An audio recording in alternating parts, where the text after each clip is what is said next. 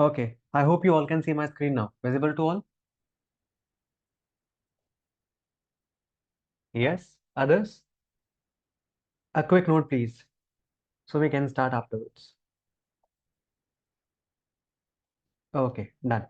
Now, like whenever you are coming to a pharma field, or suppose you are coming to some industry field, you might be seeing two different departments with respect to the statistical department.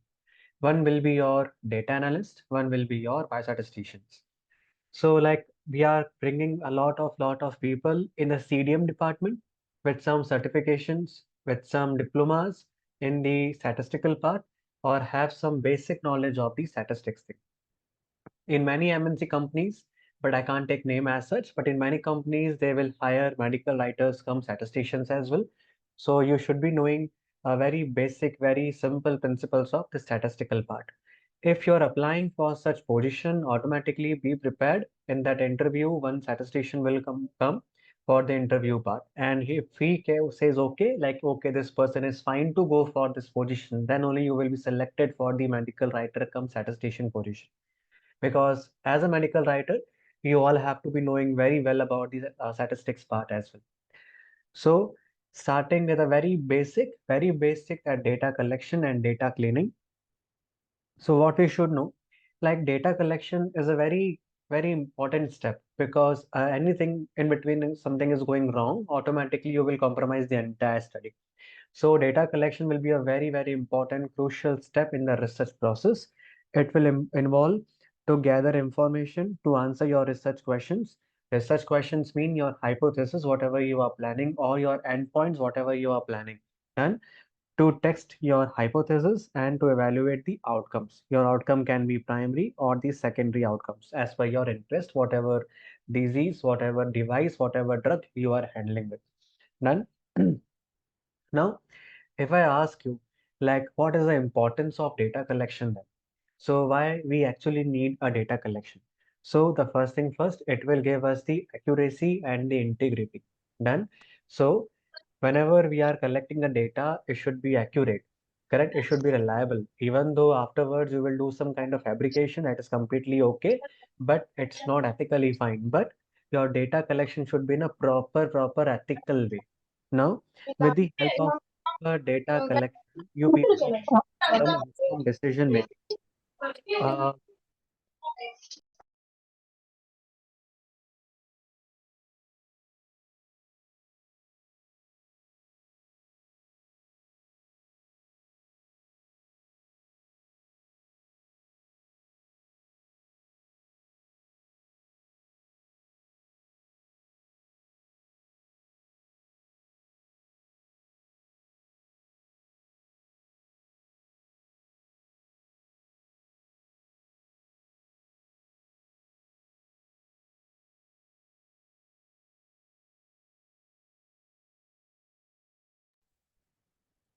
Hello, am I audible now?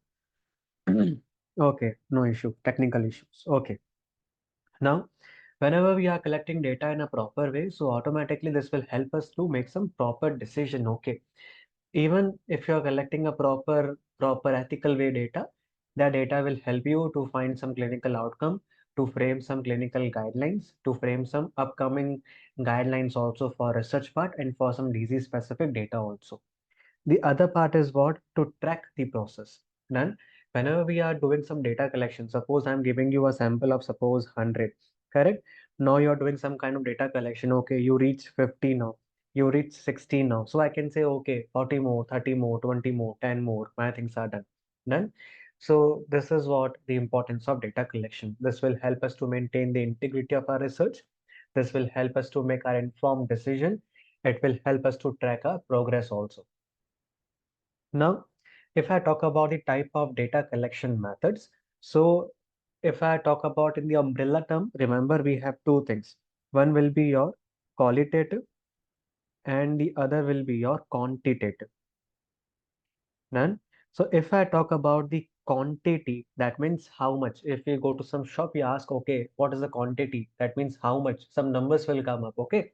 So shopkeeper will say, okay, 1 kilo, like, okay, 500 kgs, or like 250 grams, 1 gram, in that way. That means some numerical data is coming. So quantity means a numerical way, a numerical data. Then we have the quality.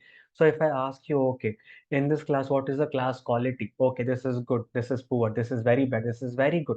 So automatically one categorical format is coming up, correct? If I'm asking, okay, tell me in this class, how many males, how many females? Okay, we can say, okay, 50 is to 50. It's completely fine. So we are getting one category out of it. Done. So any data in the categorical format will be known as quality. If we are discussing about the numerical data, this will be in the terms of quantity. Done. Now, in the terms of quantity, that means the most common type of research done by the UG people. They will conduct some surveys by using some Google forms, them Google surveys done, and they will collect some sort of data. Okay, how many male, how many female, how many UGs, PG, PhD in the entire India, how many of them are suffering from depression, anxiety, any kind of questionnaire they can use. Done. So this is the most common type of research used by the UG people. Then we have some kind of experiments also. Now, if I want to test my hypothesis, suppose I am saying, okay, after this class, you all will have the improved knowledge with respect to the statistical part. Done. That will be known as my hypothesis. Done. The next part is what? Our secondary data. So if you can recall a secondary data, your primary data in the terms of your pharmacotherapy. So we know, okay, anything which is available in the past will be used as what? A secondary data. Suppose you all are performing some kind of retrospective study. So you will go to your medical record department or the MRD department. You will collect all the past possible patients' data and you will start data entering. That is what known as secondary data. That data which is available in the past time, and you are taking those data to perform the study. So automatically we are going in the retrospective way. Done. Then we have the next part, that is the interviews. Done. I have seen many PGs, including the physiotherapies, dental people, your family, whenever they are doing some kind of community studies, they will go to some area, they will conduct some interviews. Okay, do you know about this antibiotic? Do you know about the side effects? Do you know about this complication? So whatever they say, okay, yes, I know about the complication. Okay, I can use properly antibiotic. This is the proper 10 frame, this 10 open-ended or closed-ended questions they will frame. Done. Now, if I ask about the interview part, remember, people will not appreciate there to waste their own time with respect to your study purpose. So always we need to frame the close-ended question. So if I'm asking you, okay, tell me what is your age? Okay, my age is 40. Okay. If I'm asking you, tell me entirely about your life story. So you will not give me that much time to discuss about your life story. So always try to frame some close-ended question if you really want to wind up your study on time. And the next part, what we have is the focus group. Suppose in this class, I am holding around 61 individuals, correct? So I can take all UGs in one group, all PGs in one group, and all the higher degree in the other group. So in the UG group, I can ask about their own perspectives. Okay, I need to know your perspective with respect to your examination part. Then I can frame the different questions for the PG people about the internship part. Then I can frame a different set of questions with respect to the PhD people. Okay, so that is known as focus group.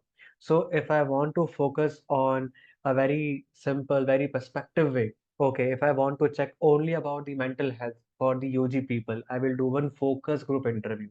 If I want to check the depression, anxiety, stress level for the higher degrees, then I will collect only data of the PhD people, not for the UG, PG people. Done. That is what known as the focus group. The other part, what we have is the observation. In the terms of observation, what we do, we just observe, we don't do any kind of intervention. Correct? At the UG-PG level, you might be performing a lot of observational study. Now, so what is observational study now? Suppose I am teaching all of you. Correct. So if I am teaching all of you, so I will take your pre-exam, then I will give you a good session, a good lecture. Then again, I will take your post examination as well. So in between pre and post, I am doing some kind of intervention now. Correct?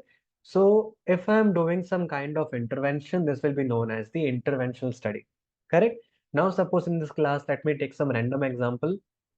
Suppose we have Ankita or Amol. Correct?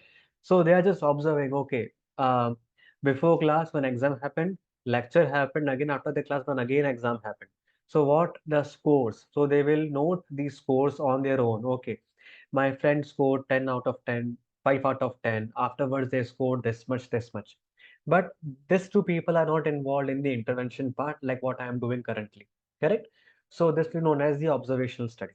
So if you're observing anything like what is going on in in the prospective way, in the retrospective way, that will be known as the observational study. Done? Any doubts, any questions still? Anyone?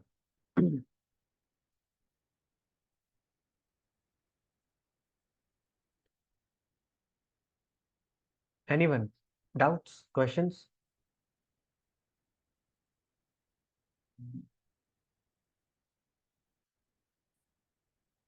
Anyone? Others? Apart from Tanya? Anyone else? Doubts, question? Anyone?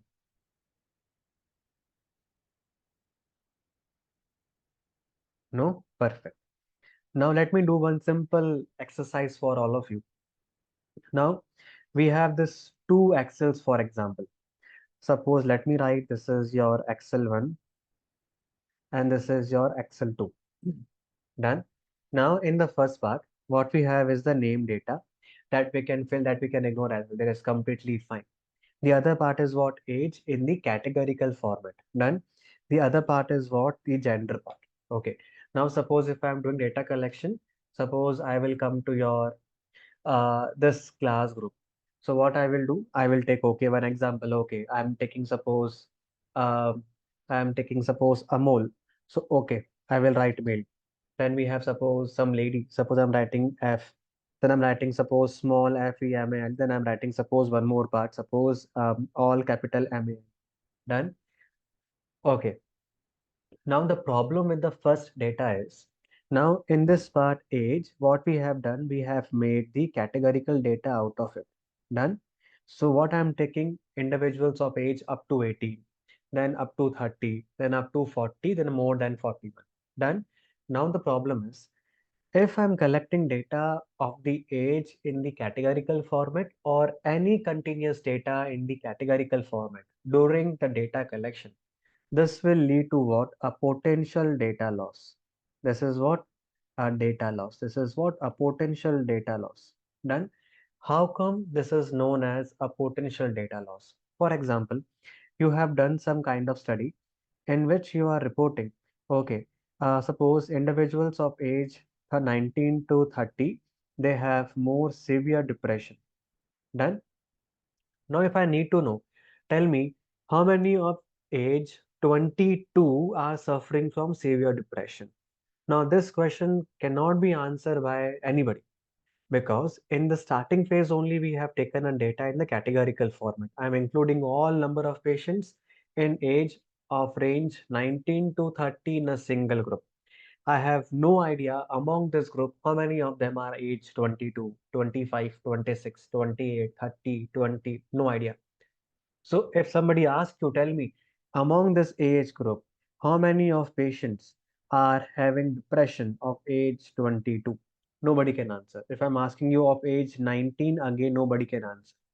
So this is known as potential data loss, and this should be done very, very specifically. That's why I always suggest my juniors, my colleagues, whenever you are collecting data, data should be collected in a proper way.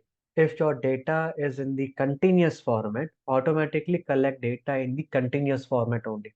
Because during the analysis part, we can change those data into the categorical format. This will prevent us for data loss. Correct? Remember this part. So if you are planning a survey, planning a data collection at this point of time, remove all these categories. Just let them write their own age, 19, 20, 24, 34, 35, 40. It's completely fine. Done? The next part is what? Gender. So the thing which we can keep in a straight away way, we are keeping it blank. So what will happen now? Suppose in family, what we have noticed, like people will do your part in suppose group of three, group of four, group of five. Correct? One is like very, very like serious, very good individual. So he or she write capital MALE for the Excel part.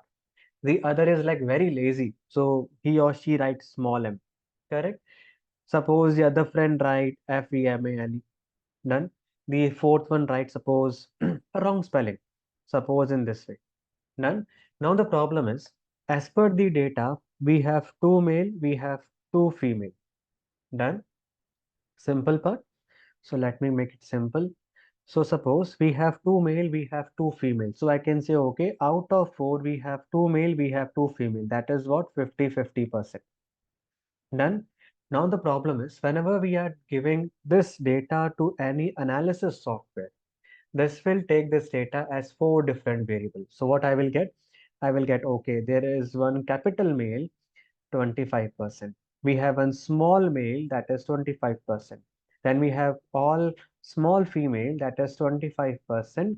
And we have one wrong spelling, that is what, 25%. Done. So we got this one data, we got this one data. Correct? So as per the analysis point of view, we need a very clean data, we need a very proper arranged data. If your data is coming in this way, this cannot be proceed further. Again, it will go back to the other team for cleaning. Done. So your data should be in this way. Correct. So what we can do while entering the data in the Google form, in Google we have the option to make multiple options or the checkbox. Automatically create one option. Okay, male or female. That's it. Just select and submit. Our work is done. Done. So remember this part. Data in the categorical format, which will not be able to change afterwards. We can make a simple, straightforward option. Okay, male, female, just tick and submit. With respect to suppose lab data, suppose hemoglobin, WBC count, platelet counts, or any sort of lab data in the continuous format, let them write properly. Okay, this is the data. Suppose hemoglobin of 7.2, 7.4, 11.2, 13.2, in that way. Changing continuous to categorical, we can do in the coding part also, but we can't go in a reverse way. None. So to prevent the data loss, always collect continuous data in a continuous manner only. No need to make categories from the day one. Any doubts, any questions? Anyone? Anyone? Any doubts, any questions?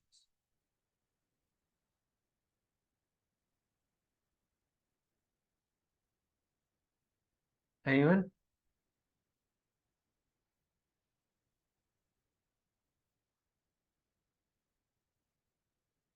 Example of diverse perspective. Okay, for example, I need to know the perspective of the students for the DLP course or for the online degree, correct? Versus people who are going for the offline degree.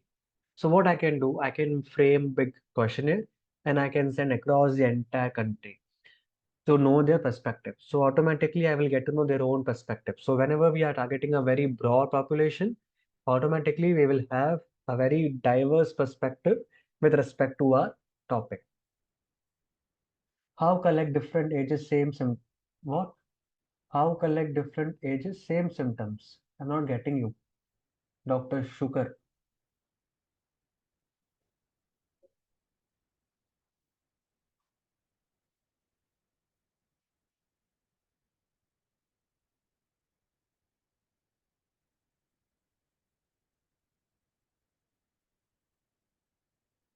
Can you unmute yourself?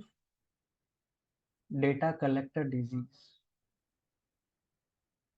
See, okay. So let me give one simple example. Suppose if we are discussing about suppose morbidities in which we have diabetes, hypertension, ischemic heart disease, any sort of disease, correct? So what I have noticed, what you all will do, you will directly enter in a simple way. Okay, you will write comorbidities and you will enter writing like hypertension, comma DM, comma IHD in a single cell. Remember, in the Excel, in a single cell, a single data should be present, not multiple data. Done. So what we can do now?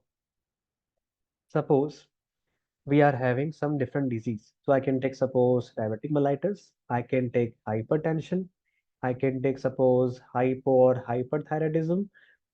Suppose I can take ischemic heart disease and multiple disease, whatever you are handling. Okay. First patient. Diabetes, yes, no. Okay, diabetes is there, right? Yes. What about hypertension? Yes, it's present, right? Yes. What about the hyperthyroidism? No, it's absent, right? No. What about the IST? No, it's not there. Okay, my part is done. What about the second patient? Okay, diabetes? No. Hypertension? Yes. Hyper? Yes. IST? No. So for each variable, you have to make a different column. Remember this part. Then, whenever we are having a lot of variables in a single cell, those data cannot be go for the analysis part. Done. So always make a different columns for each variable. There is one more way what you can do. You can replace the yn with 0, 1. Correct? So there is one doubt whether we should go with 1, 2 or we should go with 0, 1 for data coding part. It's completely fine to go with 0, 1. It's completely fine to go with 1 and 2 also. But I will tell you when to use 0, 1. Now suppose in the case of DM, hypertension, hyper, ISD, we can directly give a yes, no. So always go with no as 0 and yes as 1. So write 1, 1, 1, 0, 0, 1, 0, 0 in that way. So automatically we can catch, okay, 1 is yes, 0 is 1. This is a universal language in the statistical world. Now, if you want, you can take them as 2 also. 2, 2, it's completely fine. But you should remember, whenever you are going for the advanced analysis, like the ROC part, like the regression, linear regression, logistic regression, that part you have to use 0, 1. Why? Because higher models will always catch the higher numbers. Then, suppose if you're writing 1 as yes and 2 as no, so those models, whatever you are creating to predict the disease, will automatically will catch the no part, but not the yes part. Then, so whenever you are doing a coding, always code in 0, 1, and 1 will be always your outcome, yes part. Correct? So whenever we are going for the regression part, automatically this will catch a 1 as the higher number. Done? Doubts? Question? Anyone? Anyone? And not like any doubts, any questions?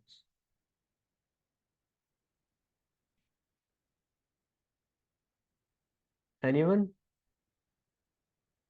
No? Understand? Okay. Best. Now the other part what we use is like data cleaning. So data cleaning is also known as data scrubbing. Done. Scrubbing, like we wash our like clothes, our utensils. That is what known as scrubbing part. Same way we do for the data part as well. So in certain conditions, what usually happens whenever we are having a lot of big data, there is a chance for a lot of data problem also. So we not be having or like having a proper data in a clean way. If your data is not clean, you will face the same problem what we have faced for the male, female. Correct? We have two male, we have two female, 50-50%. But what we got? 25, 25, 25, 25. Then big trouble. And this will cause a lot of troubles, lot of time waste, lot of different problems also.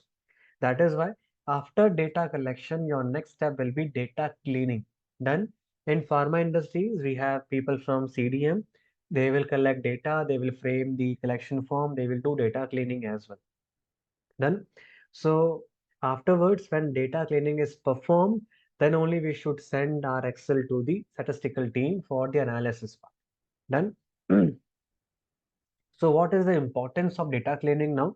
This will give us the accurate and the reliable results. Then, if you can recall, we were having suppose male, we were having suppose capital MALE, and suppose we have one small mistake MELE. Then automatically there should be three males, but we are getting three different males. Correct? This is what a problem. So we can't rely on this data. Then the other part is consistency. So suppose if I'm reporting okay, I got five small mail. Suppose I got 10 capital mail. Suppose I got two wrong spellings. So this will not maintain my data consistency. Done. So we have to clean data anyhow. Done. The next part is what? Efficiency. So if my data is very clean data, so this will save a pretty much more number of couple of hours, which I'm avoiding to waste for the analysis part. It might be a possibility if data is entirely clean. totally clean data, I can wind up my analysis within 4 hours. If data is not clean, then those 4 hours can change to 10 hours. Then a big problem.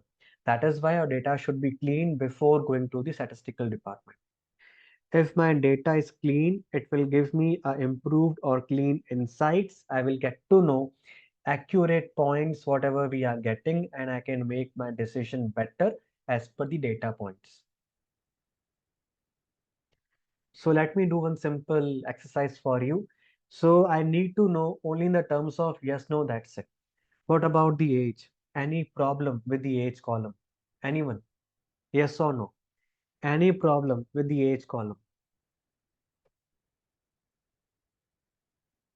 Okay, yes. So I need to know, Kashish, what is the problem? If yes, if no, then give me the reason as well. So with the age part, what is the problem? See, sequencing is not a major problem. Suppose, Kashish, I am sending you to some like community for data collection. So I'm telling you, Kashish, your age group will be 18 to 30. So suppose you went to your community, you're getting your first patient of age 24. You will say, no, no, no, I can't take you. I need 18 first. No, doesn't make a clinical sense or logical sense. Done. So age can be in any order. It's completely fine.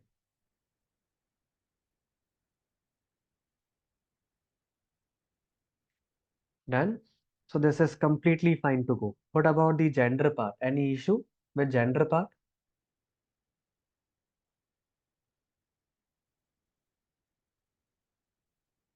Ah, yes, good. So what is the problem? We have one male, then we have all small letters, then we have all small, then only F, only M, capital F, then small letters, then we have a wrong spelling. Automatically, we will have some different kind of variables, whatever we are getting. One more thing, we have one blank data also. Done. In the analysis part, blank data will also be taken up as the variable. Remember this part. Done. So what we can do, we can code this data. So coding we can do. Suppose male as 1, 1, 0, 0, 1, 0, 0, and this we can check. And suppose this is male, right? One. It's completely fine to code in other way also. Suppose if I want, I can code 0, 0, 1, 1, 0, 1, 1, 0. It's completely fine. There is no problem. Okay. It's totally your perspective. What about the qualification part? Any error or like any problem? Anyone? Any problem with the qualification part? Yes. Same like gender part. So what we can do, we can code the qualification. Suppose I'm telling, okay, UG will be group 1, PG will be group 2, PhD will be group 3.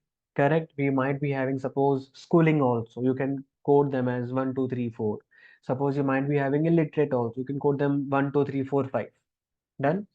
So why blank data is considered as variable? It's not a variable for us, but for the application part. Suppose you're using SPSS, Jamovi, EZR, or suppose any other application for the analysis, a blank data will always be taken up as a variable part. So this will show you a blank cell, but automatically as a variable.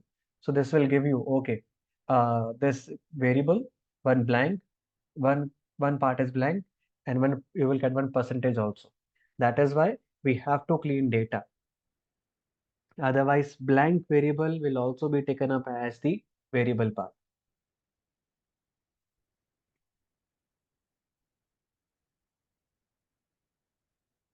Done, Shraddha? Okay. Now the next part what we have is the basics of biostatistics part. Now, if you know about the statistical part, so two different departments we have. The one is the descriptive statistics, and the other part is inferential statistics. Done. Now, in the terms of descriptive statistics, this is all about the frequencies and percentage part. Frequency and percentage part. Number of male, number of females.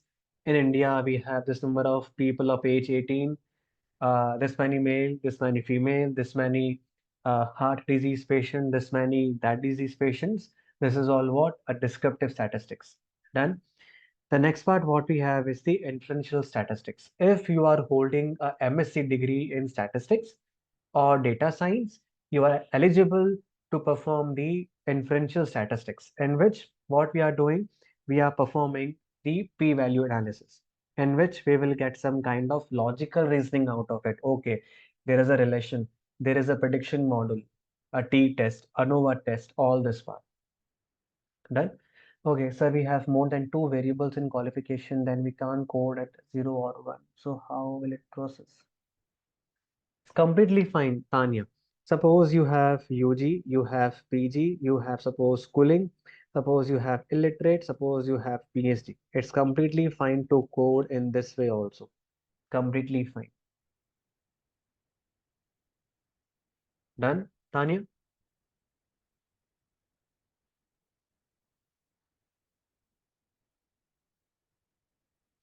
As per the companies, we have to follow rule. Only the statistical person can perform the statistical part, not all the people. Even suppose if I'm giving you SPSS, you can perform your own analysis part, but as per the clinical trial rules, only the statistician can perform this part, no other people.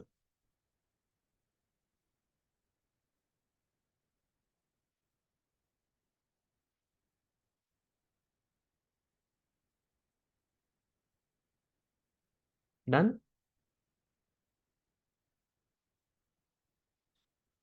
There is no registration, you just need a qualification, that's it.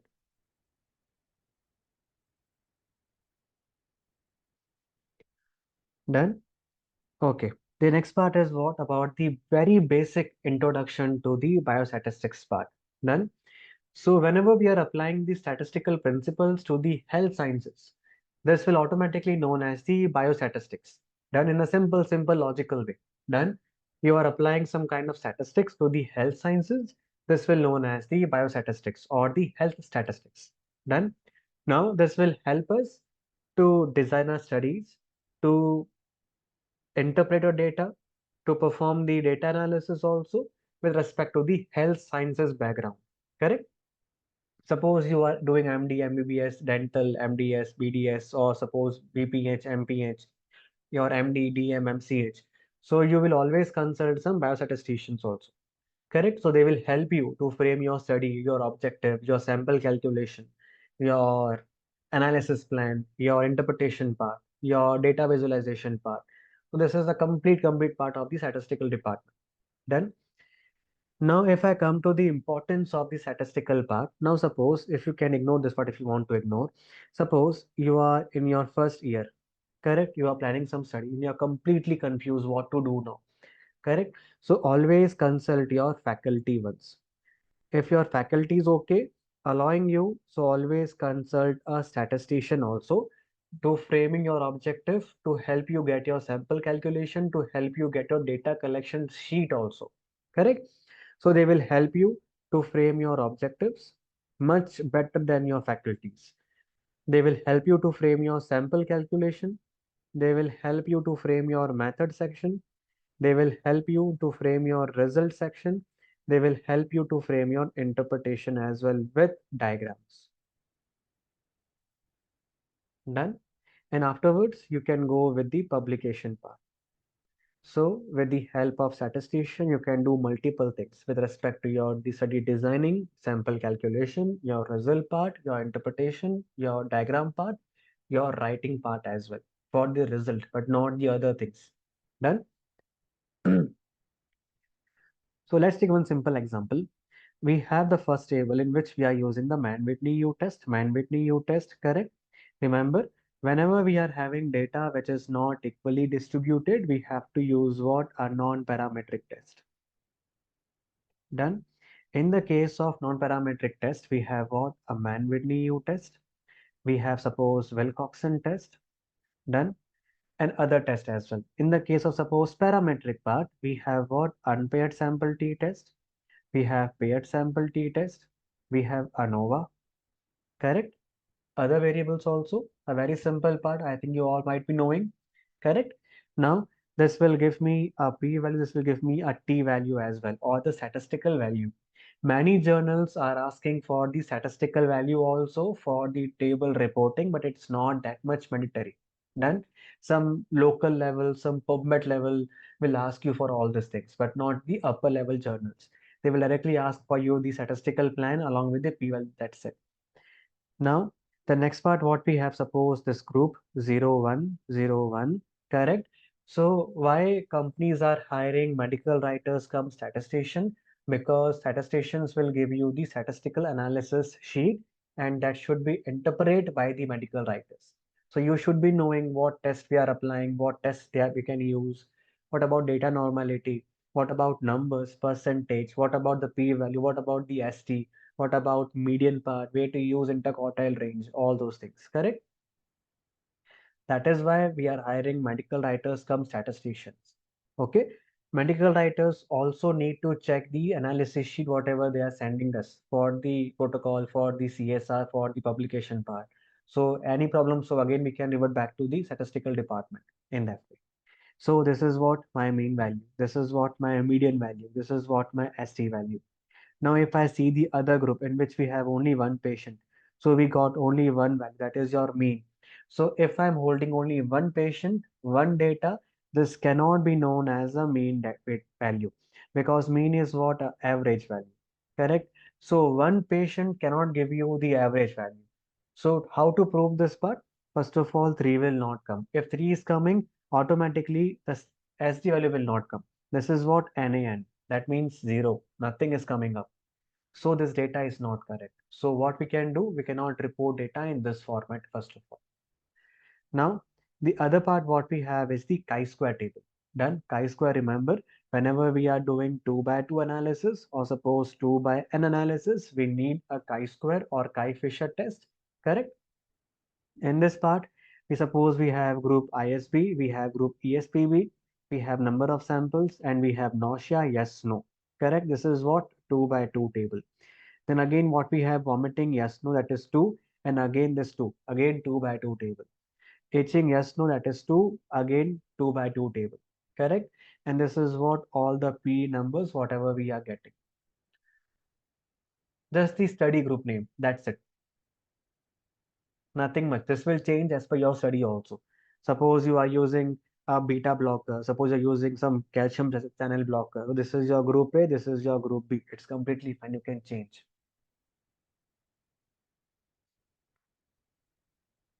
Done? Dr. Shukur?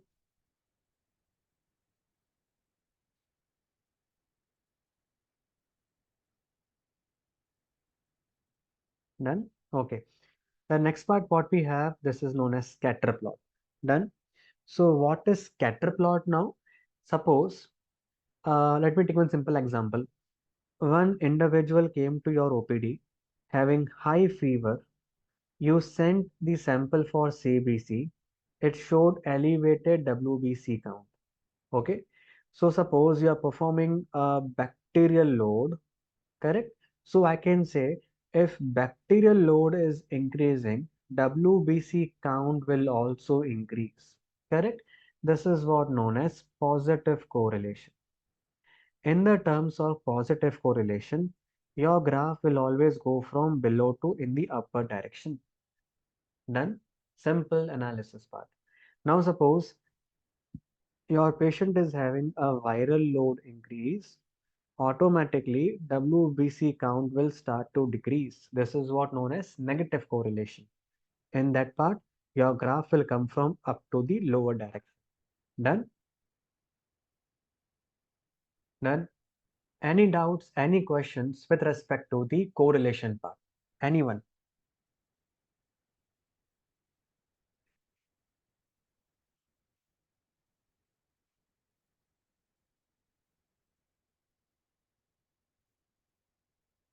Anyone? Any doubts, any questions?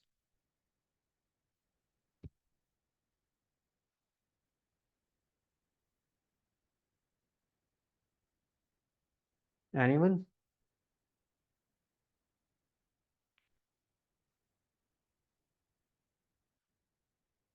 How many correlation means? See, correlation will always come between two variables only. Types, okay. So we have positive and the negative part. Done. These are the two types of correlation.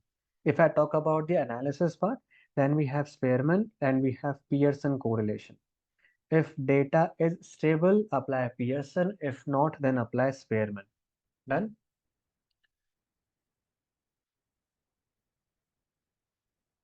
2 by 4, you can take one simple example. Suppose we have education and suppose smoking. Okay, smoking, yes, no. Education, suppose illiterate, suppose schooling, UG, PG. This is what 2 by 4 table. Done. This is what 2, this is what 4. This is what known as 2 by 4 table.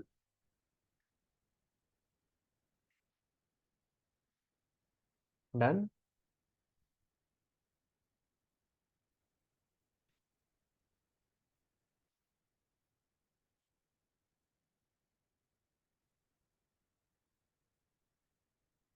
Doubts, question, anyone?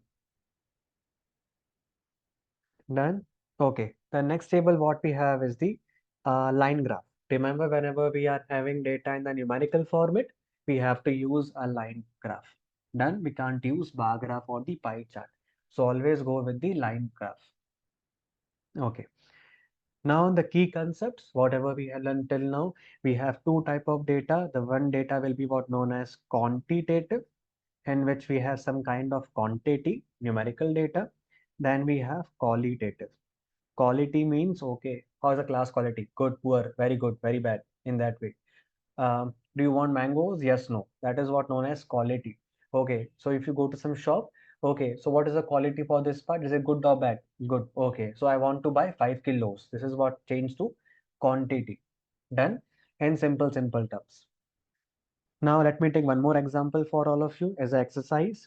Correct. So the first part, suppose we have this frequency and percentage. Suppose one is male and suppose two is female. So this data will be known as what? So gender is what? Two questions, quantitative or qualitative? Anyone?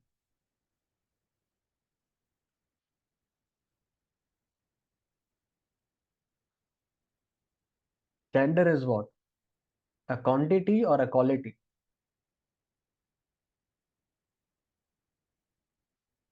See, remember, you are going to a shop, you are asking, how is this mango?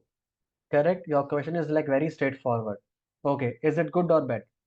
Whenever we are talking about the quality, that will be known as categorical data. How is the quality? That is good or bad, like your categorical format. Correct? Okay, is it good? Yes, it's good.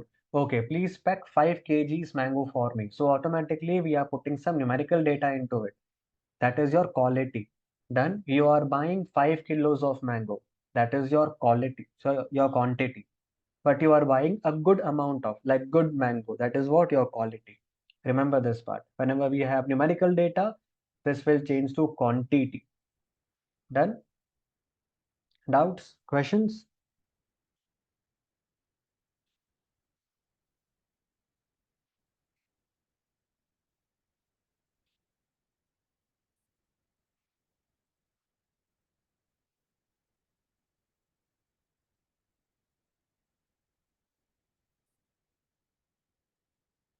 You tell me, no, Kishore.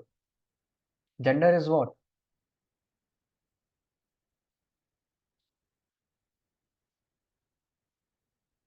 Quantitative. Good. Okay. Now the very simple part for the descriptive statistics. The one part what we have is the measure of central tendency. Correct? Measure of central tendency means we have our mean, we have mode, we have median. Correct? This is what known as central tendency. So any number which can represent the entire population will be known as what? A central tendency. Correct? For example, in this class, we are holding around 70 individuals. So I can't remember each and every one age. Correct? I can't remember each and every one, suppose, hemoglobin level. So what I will do, I will try to find one number which can represent the entire class. Then that will be your average age.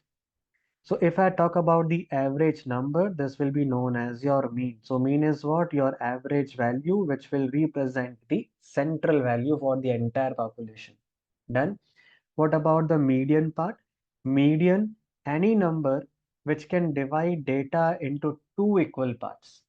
Done. Remember this part. What is mean? Average value. What is median? Which can divide data into two equal parts. What is mode? Most frequent number. Most frequent number or observation will be known as mode.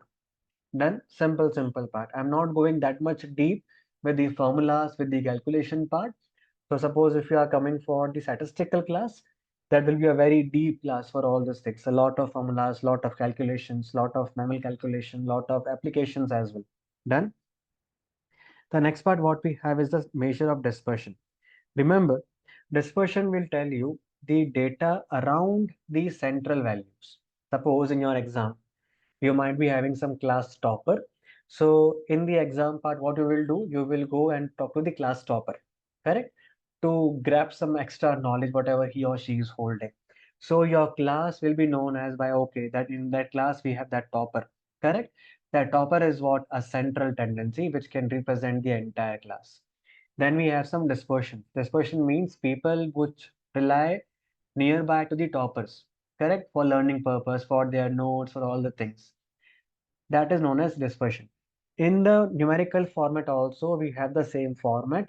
So we have the numbers in which we are having a central values and we have dispersion which can represent data which is near to the central values.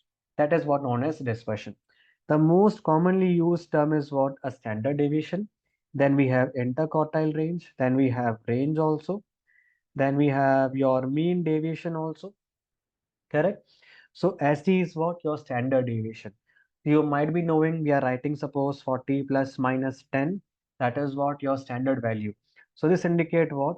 So 40 is your central tendency or average value and 10 is what? Your range nearby the number. So this can be 30, 40, 50. How 30? 40 minus 10. Done. And 40 plus 10.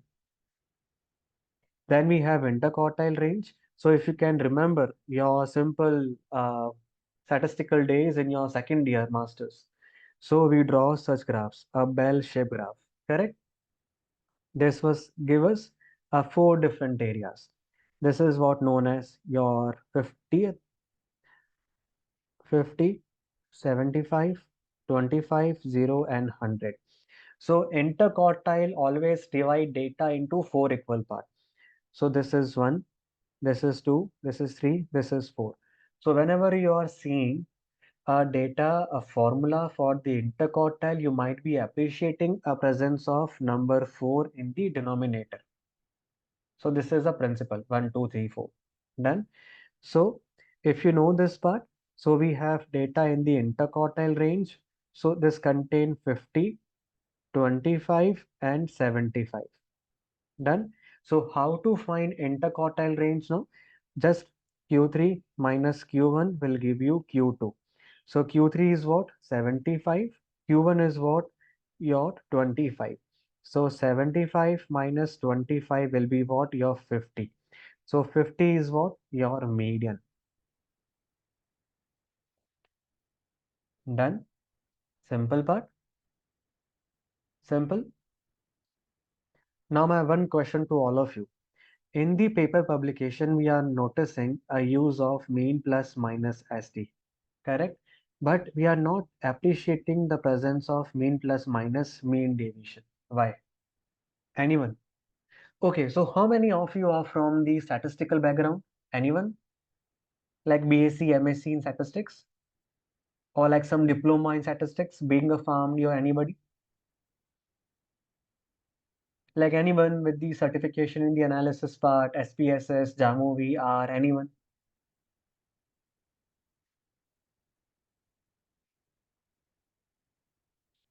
Okay, no issue. So to like just answer this question, what we should know in the statistical world, two things matters a lot, a lot.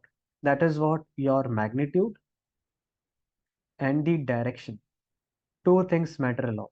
So what is direction? if you can recall your simple mathematics of class 7th, 8th, 9th, 10th, in which what we used to do, we used to draw one graph like this. This is negative, this is positive, correct? Will be your zero. So I can say, okay, data in this direction will be positive. In this way, we have negative data, correct?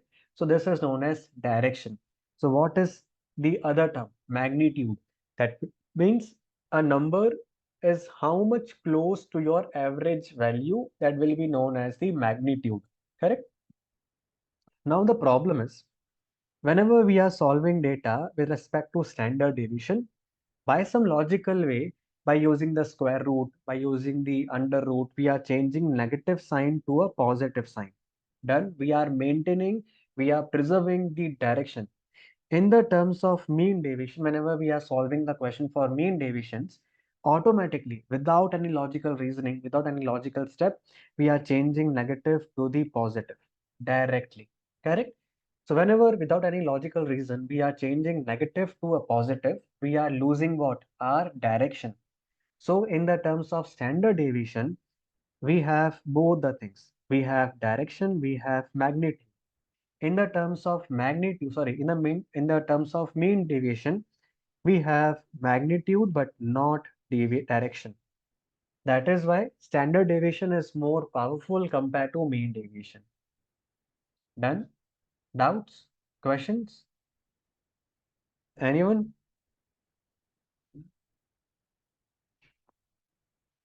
Anyone? Doubts? Questions? Please be quick.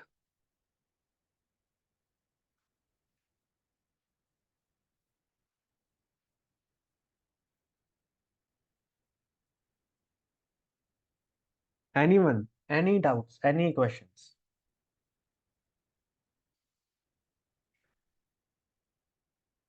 No one?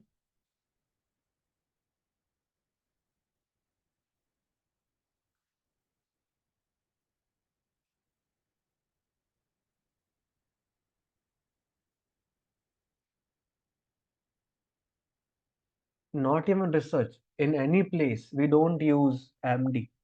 Why? Because in mean deviation, we don't have the direction, we have the magnitude. So the variable should be having both the things, direction also along with the magnitude also. In the terms of SD, we have both the things. I know, Shraddha, because you're not from the statistical background, no? It's completely fine. It's completely optional. So, in short, if like anybody is asking you about the direction part, about the magnitude part, remember, direction means what? Your number. So, we write, no? Like, what is your hemoglobin today? Okay, plus 14.2. Your hemoglobin cannot be negative. You cannot answer your patient, okay, today your hemoglobin is minus 4.2. Not practically possible, correct? Some measurements will be in negative. Suppose you went to Antarctica, temperature is what? How much? Minus 20 degrees Celsius. So I'm knowing, okay, minus 20 means something is very, very lower now. So minus 20, plus 20. So in our mind, we are getting some sense. Okay, minus 20, plus 20. Okay, very low, very high. That is the direction part. Done? Dr. Shukar, Shraddha?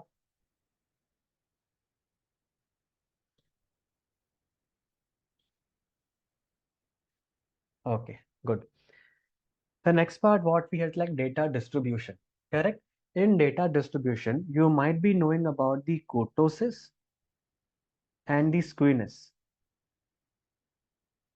So I will not go that much deep again, but remember in a simple way, kurtosis is a very, very strict teacher, very, very strict teacher. So out of three, I will give three. So in the terms of kurtosis, the cutoff is what? Zero. So your data kurtosis should be zero. If it is zero, that means your data is normally distributed. Correct? If it is more than zero or less than zero, either in the positive direction or negative direction, your data is not stable. Done? It's a very straightforward for kurtosis. I want zero only. That's it. With respect to skewness, it's a very lenient teacher. It will pass you anyhow with passing marks. Correct? So what we say, up to 0.5, either plus 0.5 or minus 0.5, it's completely acceptable. Your data is okay, is normally distributed. But if it is more than zero point 0.5 or less than zero point 0.5, like, sorry, more than zero point 0.5, suppose zero point 0.6, zero point 0.7, zero point 0.8, 0.9, 1.0, data is not equally distributed. Now, you might be aware of the QQ plot. If not, then you can ignore. You might be aware of the bell-shaped graph. If your data is showing a bell-shaped graph, your data is normally distributed. This is the most common basic part I'm expecting all of you to know. Correct? Now the problem is, if I'm drawing a bell-shaped graph, a QQ plot, or any kurtosis or skewness, I can be a very biased for data normality. Suppose I am saying, okay, at zero point 0.4, I can accept data normality, but suppose we have Shraddha. She is not okay at zero point 0.4. At zero point 0.4, she is saying, okay, use non-parametric data, but I am saying, okay, go with parametric data. Lot of here and there will come. So what we have done in the statistical field, we have developed a universal golden test for data distribution. Now the most common test will be your Shapiro-Wilk test, Shapiro-Wilk test, and the Kolmogorov test. Done. Now where to use this two test? Remember, whenever you are having a very small sample size, what is the cutoff then? 50. So if you are having a sample up to 50, you can use the Shapiro-Wilk test. If you have a sample of more than 50 or more, like more than equal to 50, you can use a Kolmogorov test. Remember, if your Shapiro-Wilk test or your Kolmogorov test are coming significant, that means a p-value of less than 0.05, significant, that means your data is not equally distributed. At that point of time, you have to use what? A non-parametric test. Mann-Whitney-U test, Wilcoxon test, Friedman test, correct? Now suppose this is coming non-significant, like more than 0.05. Then we can use what? A parametric test. Unpaired sample t-test, ANOVA, repeated measures of ANOVA, are unpaired sample t-test, paired sample t-test, one sample t-test, correct? Done? Doubts? Question? Anyone? So why are they test? We hear first time. Okay, you might be a very first year PharmD probably. So like whenever you are coming to a higher classes, you automatically will get to know. So always access the data normality. If your data is not equally distributed, you're applying the parametric part, this will give you a wrong p-value, a big trouble. Nowadays, for the publication part, you need to disclose your data normality by using the appropriate test. If it is not appropriate, your paper will be rejected on the spot. No matter what, your paper is too good, too novel, but your statistical part is wrong. Your paper will gone in one case, one shot, not reject, completely on desk rejected. So you might be a very newcomer now in the field, but whenever you are coming to a higher years, like your second, not second, third year, fourth year, fifth year, automatically will get to know about this part, Dr. Shukar.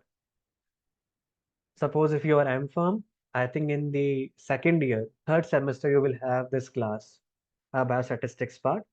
Same for the, if you are PharmD, probably in the fifth year, you might be having this part. Okay. The next part is the hypothesis and the null hypothesis. To make it very simple, remember I am saying if I am keeping my plant under the sunlight, this will be a very good plant. It will grow very well. So that whatever you are planning on the spot, okay, this drug will improve my patient blood sugar. That will be what your hypothesis. Correct? Suppose if I'm growing the plant in my room light also, it is doing very well, growing very well compared to the sunlight. I can say, okay, there is no significant difference between the sunlight and the artificial light. That will be what? Your null hypothesis. Done? So on the spot, whatever you are thinking, okay, this will be my hypothesis. This will be my null hypothesis. Done? In a very simple way. Remember, if in a simple way, if I am putting in a sign language, if I am saying this is equal to, or I am saying, okay, this will be much better, this will be much poor, this will not be equal to, this three sign or this three language is coming. This will be more than, this will be lesser than, this will not be equal to. automatically think this will be your what hypothesis. Then if I'm using equal to sign, more less than equal to more than equal to, this will be what your null hypothesis part. Many of the questions are coming on the language base. Okay, identify this is what a null hypothesis or the hypothesis part. Remember this part. If you can appreciate a language in which we are writing, this will be less than, this will be more than, this will not be equal to, always go with the hypothesis. If I am saying, okay, this will be equal to or less than, equal to or more than, this will be equal to, remember this will be your null hypothesis in simple way. Done? Now coming to a sample techniques, this is very, very important if you are in PharmD 5th year. Very, very important. Correct? Now the first part is what? Whenever we are giving you a sample calculation, suppose I'm giving you, okay, for your study, you need a sample of 80 participants, 150 participants, 90 participants. So those number, whatever we are giving to you, that will represent the entire population. Then suppose you are doing one study among the PharmDs and I'm giving you a sample of 248. That sample of 248 will represent the entire population of PharmDs. Correct? That is why we need to calculate a sample calculation before going for the ethical approval and afterwards and after going for the data collection. You should be having a sample calculation in hand with formula with entire calculation. Done? Now, there are four techniques for sample calculation, sorry, for sampling technique. The one is the convenience, one is simple random, one is certifications, one is systematic. So let's see one by one all the parameters. If I go for the convenience sampling, convenience means as per my convenience, correct? So as per my convenience, I will take my patients for my study. Suppose I'm scrolling now. I'm just sitting with popcorn with cold drink. I'm just scrolling the names in this class. Okay, I got Amol. Okay, I will take Amol. Suppose I'm getting Anu. I will take Anu. Suppose I got Deepshri. I will take Deepshri. So as per my convenience, I'm selecting patient for my research. Done. That is known as convenience sampling.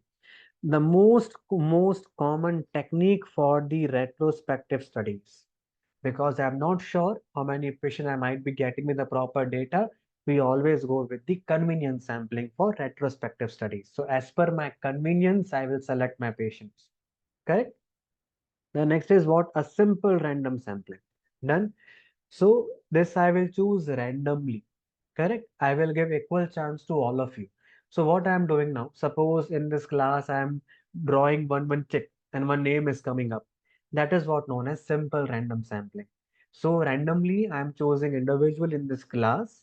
I am not be awareing like who is getting, who is not getting. So if I am choosing a simple random, or like suppose if I am taking checks out of the box, I am giving equal chance to all of you to get selected. Done. That is what known as simple random sampling. Simple. The next part what we have is the stratification. More tedious, more hard to follow. So please be very attentive. Suppose in this class we have all families, first year, second year, third year, fourth year, fifth year, sixth year. A group of all the individuals, group of all the individuals. Correct? So this is what a group of all individuals. I am not be awareing now in this class who is family 1, family 2, family 3, to family 6th year. I am completely blankly knowing. Correct? So if I am taking farm Ds like simply randomly, okay, I will take Abanna, I will take Amol, I will take suppose Shivani, I will take suppose other individual. That is what known as simple random. Correct? Now I'm saying, let's do one thing. All farm D first year, please come to left hand side. Okay. All family second year, please come to middle row. All family third year, please come to right hand side. All family fifth year, please go to my back direction. All family sixth year, please go out of the room. Correct? So in this way, what I am doing, I am segregating all of you as your year wise. Family 1, family 2, family 3, family 4, family 5, family 6. And among the entire year group, I will select patients randomly. Done. This is what known as stratification. Simple part. In this class, we all are PharmDs, correct? If I am making groups of PharmD 1 to 6th year, correct, automatically I will get 6 group out of it. So PharmD 1, 2, 3, 4, 5, 6. Done. And I'm selecting random individuals from PharmD 1, PharmD 2, PharmD 3, PharmD 4, and up to PharmD 6. That is what known as stratification technique. Doubts? Question? Anyone?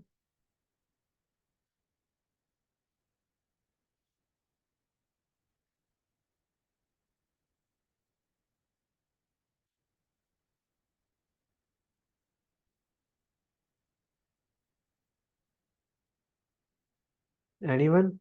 Doubts? Questions?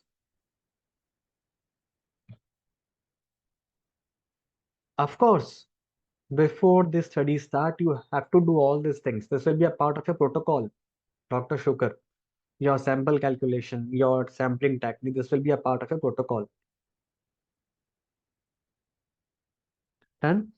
The next part, what we have is like systematic sampling. To make it very, very simple, suppose in this class, we have a lot of individuals. So let me draw each one of you.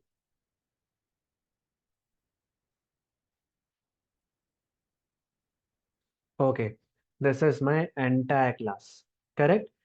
So what I will tell you, after every second individual, I will take my patient as a sample, correct? So in the entire group, I will make you stand in a line, a straight line, and I will decide in my mind, okay, every second patient I will take for my study, correct? So what I will do, first patient, cancel. Second patient, okay. Third patient, cancel. Fourth patient, okay. Fifth patient, cancel. Sixth patient, okay. So every second patient I will take for my study. That will be known as what? A systematic sample, in which I am deciding a n for my sample collection. Is it not required to be taken as 2? You can take as 3 also. So suppose if I'm taking every fifth patient will be a part of my study. So 1 cancel, 2 cancel, 3 cancel, 4 cancel, fifth selected. 6 cancel, 7 cancel, 8 cancel, 9 cancel, 10 selected. Then 15, 20, 25, 30, 35, 40 will be a part of my study. This is what known as systematic sampling. Sorry, correct, systematic sampling. So let me give you one quick quiz now. My first question is, every 10th person boarding a plane was given a questionnaire. This will be what? Which type of sampling?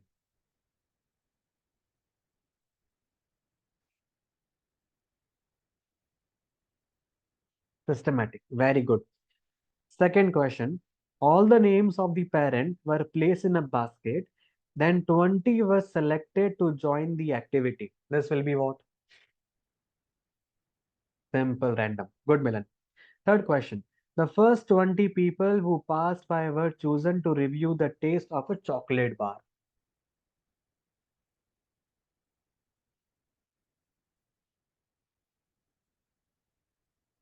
See, the first 20 people who passed by were chosen to review the taste. Convenience. This is my convenience, no?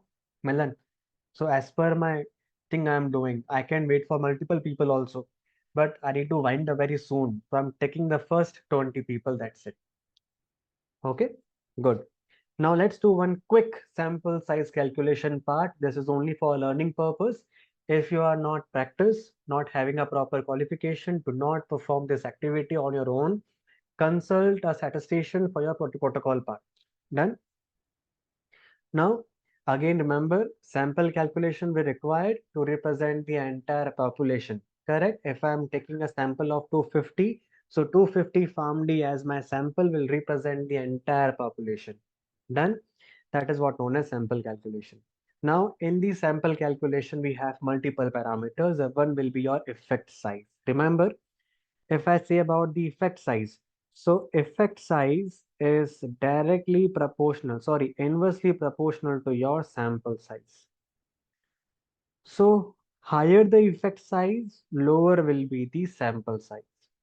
Lower the effect size, larger the sample size. So what is effect size now? Effect size will tell you how much this variable, whatever you are examining, is well established. If I know in the pharmacy college, all people with the suppose I am saying, suppose for example, in the clinical pharmacy, all PharmDs will come. This is a very well-known factors. Correct? I'm not required a large number of sample to prove this statement. Correct? If I take 10 people also, my work will be done. So if your work, if your statement, if your research is well established, well-known thing, automatically your effect size will be very, very large. If it is low, automatically your sample will start to increase because to prove your point, we need more number of samples. The next part is what a significance level. This is what your type 1 error. What is power? Your beta. This is your type 2 error. Done. So type 1 error we write by alpha and this should be up to 0.05 only as per the FDA rules. What about the power? It should be 80%, minimum 80% we need to maintain your power. Done. What about type of study? Whatever you are taking. Suppose you are planning a case control study, observational study, uh, suppose prevalence study. Suppose you are planning a case control in a lab data way. So whenever we are talking to you for your sample calculation, we will ask you the entire things, whatever you are doing as per your objectives.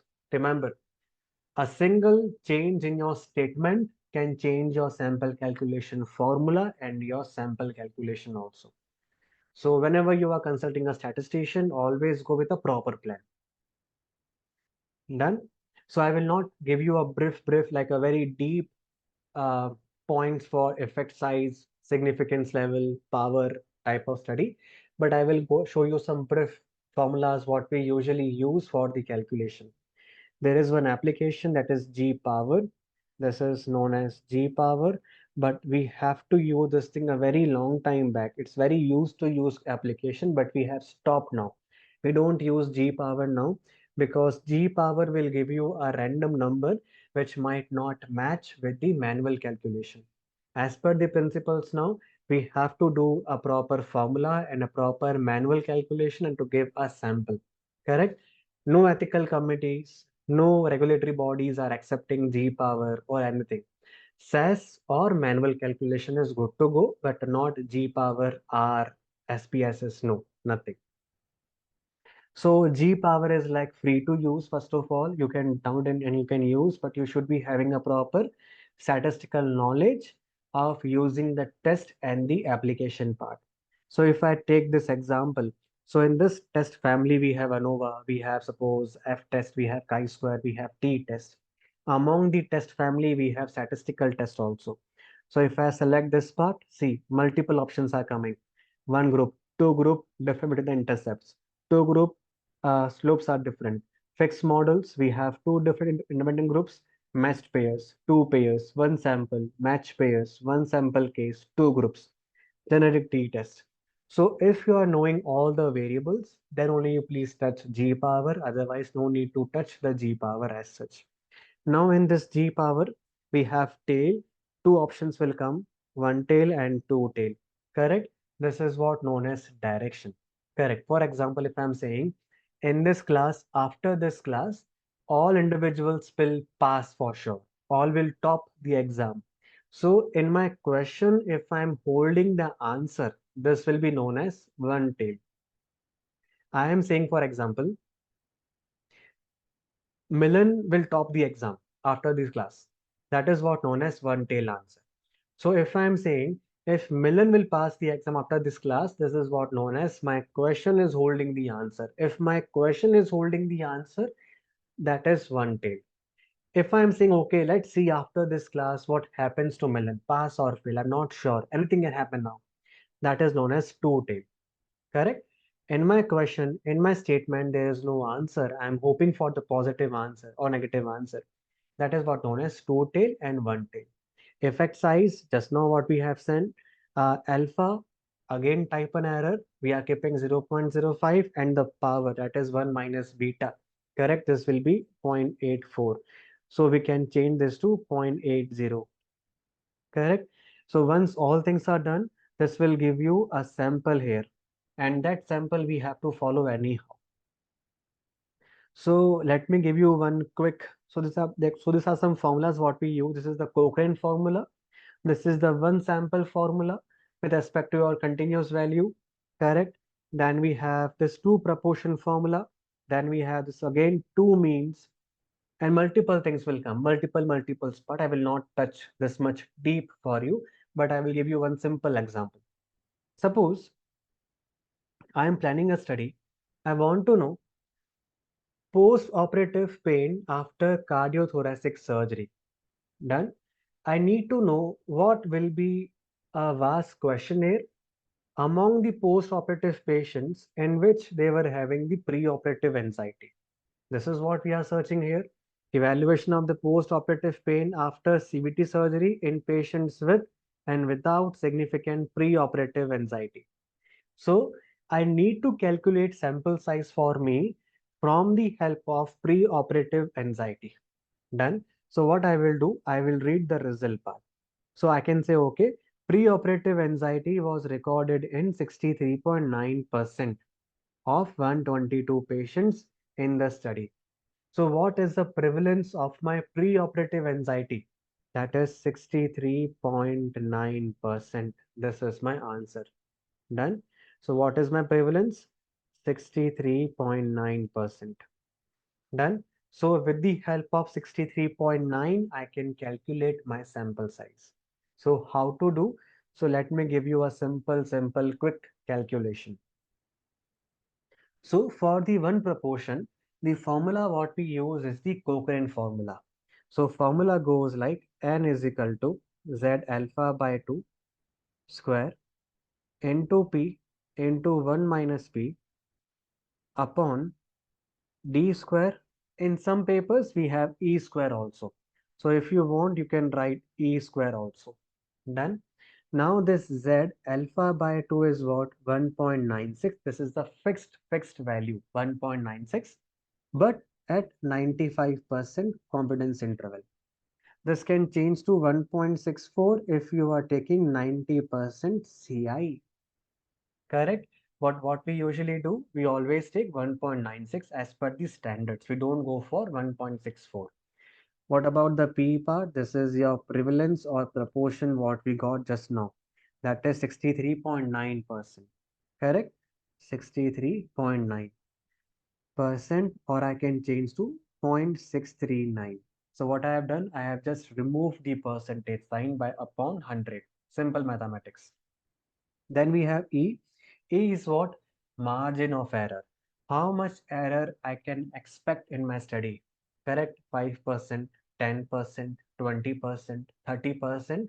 So as per the rule, we always go from 1 to 10% only, not more than 10%. Correct? So if you increase the margin of error, your sample will decrease. Correct? Suppose as per the rules, we have to take 5%, but if I'm using suppose 10%, so from changing from 5 to 10%, 75% of my sample will fall. Correct?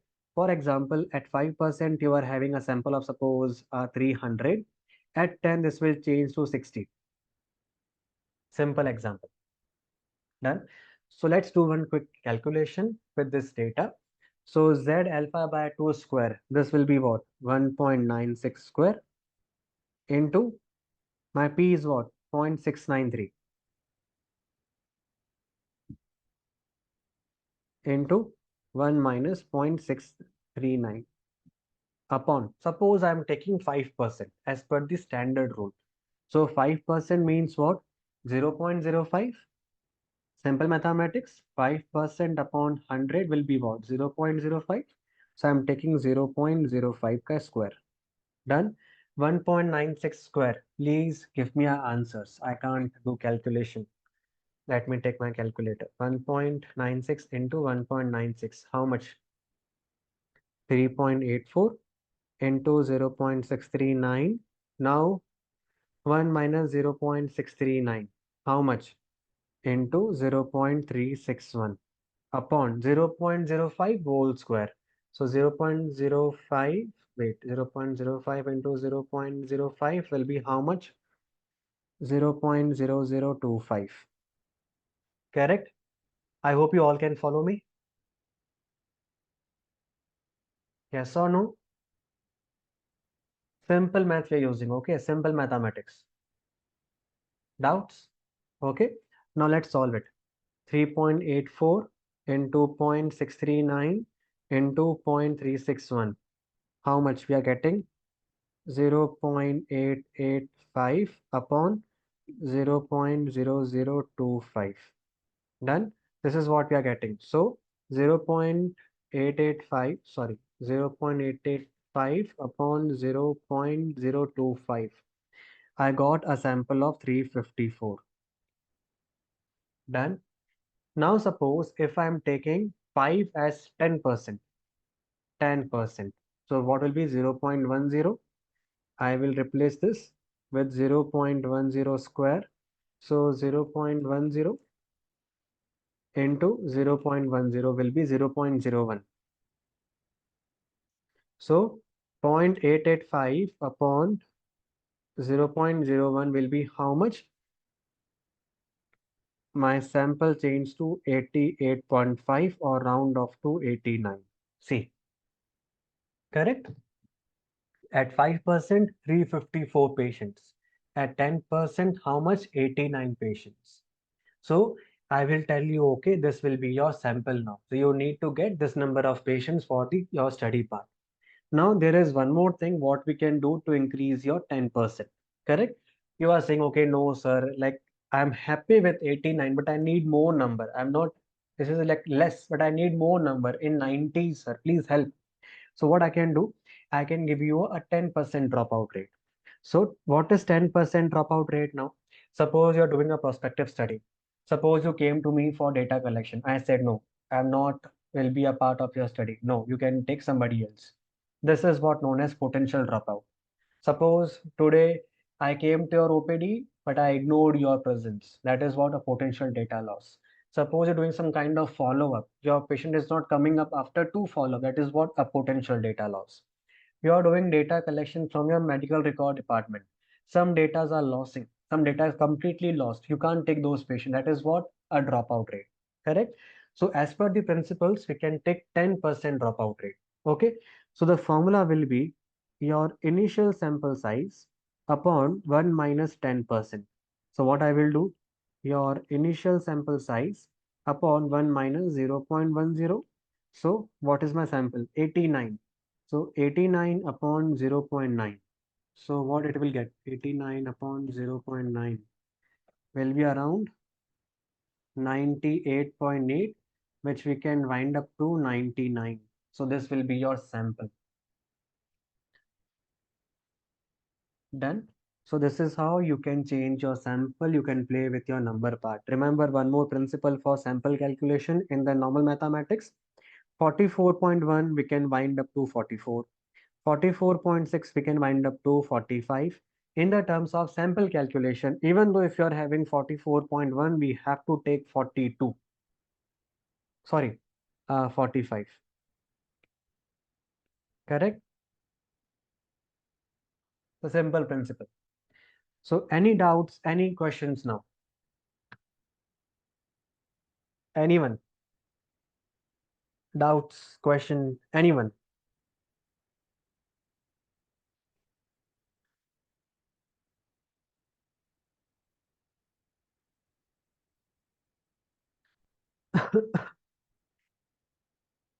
No? Okay. If there is no doubts, then I think we can wind up. So if you have any doubts, you can please reach to me on WhatsApp or call me. It's completely fine.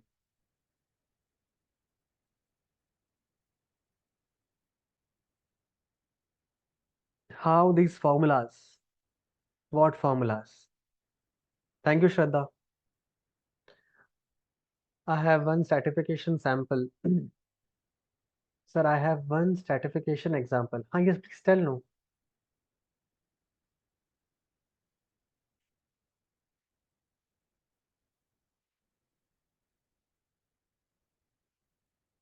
Thank you, Vaishnavi. Thank you, Vedi.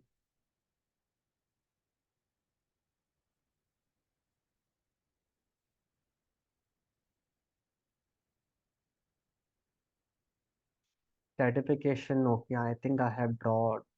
Maybe I have some diagrams for you. Okay. So let me rough this part. Okay. Now suppose I am taking this class only, the entire class. Okay. In this class, I am holding a sample of 66. Done. Uh, okay, wait, I forgot your name. Kashish. Okay. In this class, we have a sample of 66. Now, suppose I need to know how many will be UG, how many will be PG and PhD. Suppose 30 are UG, 30 are PG, and 6 are PhDs. Okay. So, what I have done, I am not selecting randomly out of the entire population. First, I have made one group, all PGs together, all PGs together, all PhD together. Correct? 36. Now, among this 30, I will take some n number. Among this 30, I will take some n number. Among this 6, I will take some n number. So this is what known as stratification. You are creating the group. Among those group, you are taking the sample. That is what known as stratification. Done, Kashish?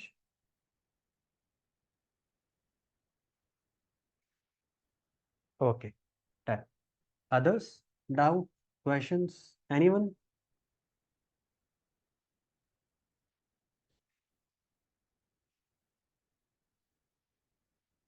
Anyone? Doubts? Questions?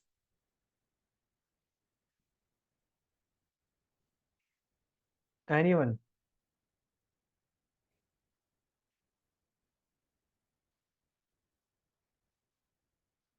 No one?